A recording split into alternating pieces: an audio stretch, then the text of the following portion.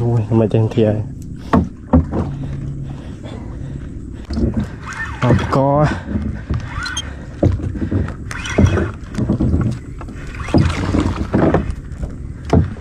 ăn món này. Chắc.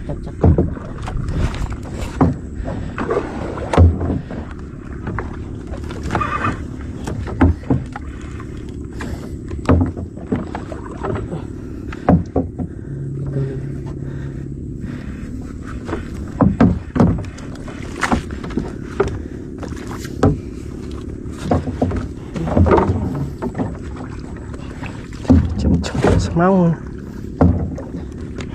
rồi đồ mua như mấy tên đi nấu anh đâu ui mà trên thì nó thì mẹ chịu ăn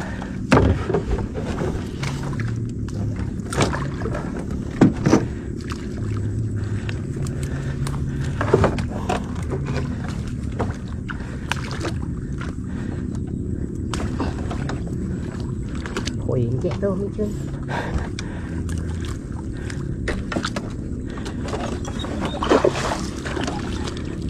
Thùng quá.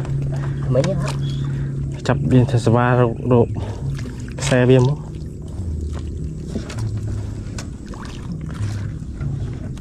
Chập ạc xe nữa, số rốt luôn.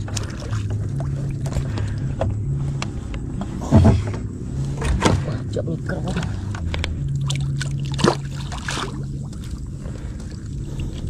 Đó bây giờ này.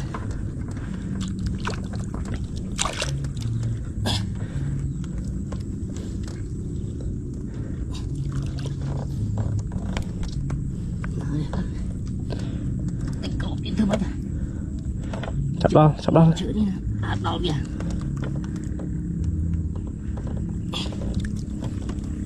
Quá.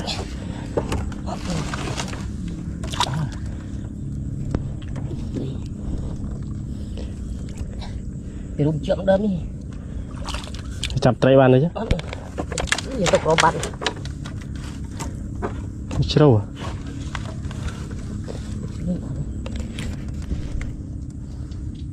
Mau phía nha.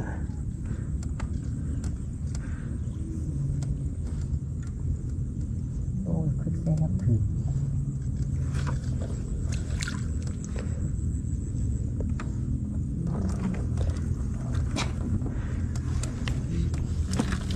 Đây ấy đi, miền này tụp này. Tụp. Đây ấy lúc đó là cái tray mà mẹ ấy lúc đó. Đây là clay. Nó còn mình chưa. Patang. Kan daw yung makron patang ko.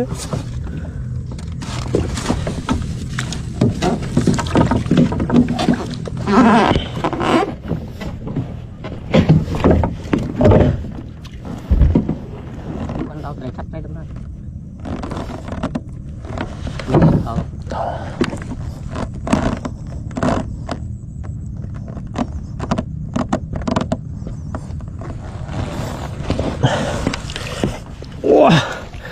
Ôi.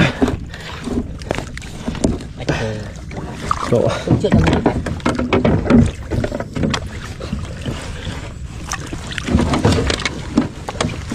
Đến khô rồi. Ôi.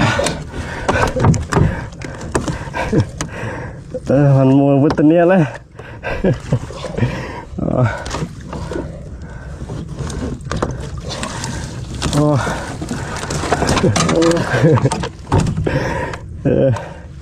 Kilo. Lên bên sâu vặt lá chưa?